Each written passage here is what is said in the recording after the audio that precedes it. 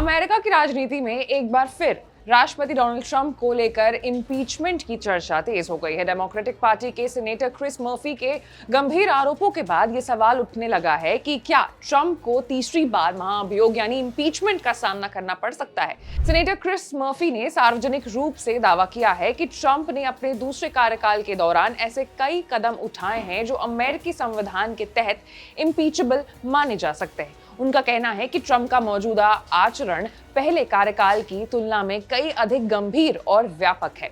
Murphy ने Trump पर भ्रष्टाचार, निजी लाभ के लिए सत्ता के दुरुपयोग और विदेशी हितों से संदिग्ध संबंध बनाने जैसे गंभीर आरोप लगाए हैं। मर्फी ने विशेष रूप से ट्रंप के कारोबारी हितों, क्रिप्टो करेंसी से जुड़े उपक्रमों और कतर से जुड़े एक लग्जरी विमान के मामले का जिक्र किया है। आरोप है कि ट्रंप ने राष्ट्रीय सुरक्षा से जुड़ी संवेदनशील जानकारियों का इस्तेमाल निजी या विदेशी निवेश को आकर्षित करने के लिए किया है। डेमोक्रेटिक सीनेटर्स का कहना है कि ऐसे कदम न केवल नैतिकता के हिसाब से सवाल के घेरे में आते हैं बल्कि संवैधानिक मूल्यों के भी खिलाफ है। हालांकि इन आरोपों के बावजूद फिलहाल ट्रंप के खिलाफ इम्पीचमेंट की प्रक्रिया शुरू होने की संभावना कम मानी जा रही है। इसकी सबसे बड़ी वजह यह है कि अमेरिकी संसद के निचले सदन प्रतिनिधि सभा यानी कि हाउस ऑफ रिप्रेजेंटेटिव्स में डेमोक्रेटिक्स के पास बहुमत नहीं है।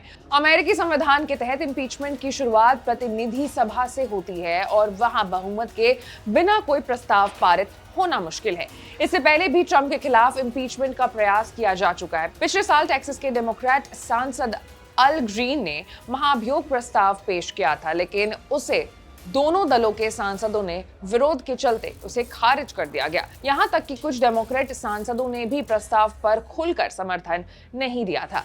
राजनीतिक विशेषज्ञों का मानना है कि अगर 2026 के मिड टर्म चुनाव में डेमोक्रेटिक पार्टी प्रतिनिधि सभा में बहुमत हासिल कर लेती है तो ट्रंप के खिलाफ इम्पीचमेंट की प्रक्रिया दोबारा शुरू हो सकती है। हालांकि केवल प्रतिनिधि सभा में प्रस्ताव पारित होना काफी नहीं होगा।